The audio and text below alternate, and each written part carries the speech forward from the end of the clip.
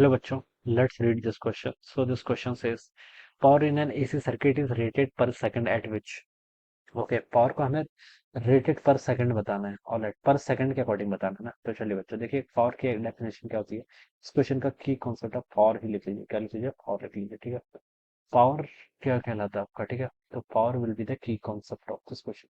देखिए बच्चों, पावर को हम कैसे डिफाइन करते हैं। पावर होता है आपका रेट ऑफ वर्क डन के इक्वल होता है। कितना किसके इक्वल होता है? आपका रेट ऑफ वर्क डन के इक्वल होता है, ठीक है। दिस इज द पावर, ठीक है। पावर को ऐसे लिखा जाता है, power is equal to rate of work done, यानी कि रेट क्या होता है बेसिकली टाइम के रिस्पेक्ट में चेंज, ठीक है। dw/dt, ठीक है। ऊपर के आपका वर्क, ऊपर के आपका वर्क, ठीक है। तो इसकी यूनिट क्या होगी आपकी जूल, नीचे क्या आपका टाइम, टाइम की यूनिट क्या होगी सेकंड, ठीक है। तो हो जाएगा आपका जूल पर सेकंड, ठीक है। जूल पर second, okay. This is defined as a power. ये क्या कहलाता है आपका? ये आपका क्या कहलाएगा? पावर, जूल पर सेकंड, जिसको हम क्या बोलते हैं, वॉट भी बोलते हैं। तो ये आपका पावर हो जाता है, ठीक है। और एसी सर्किट में पावर को हम कैसे डिफाइन करते हैं? देखिए V R M S I R M S into, यहाँ पर हम कैसे डिफाइन करते हैं आपका वी आर एम एस, ठीक है।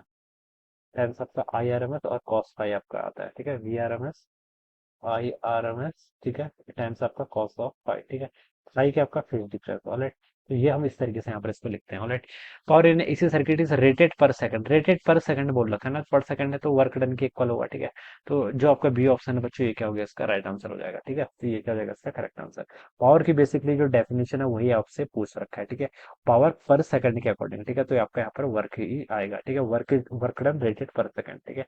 This is equal to power. So B option right. So I hope you all understood this concept. All the best and thank you so much.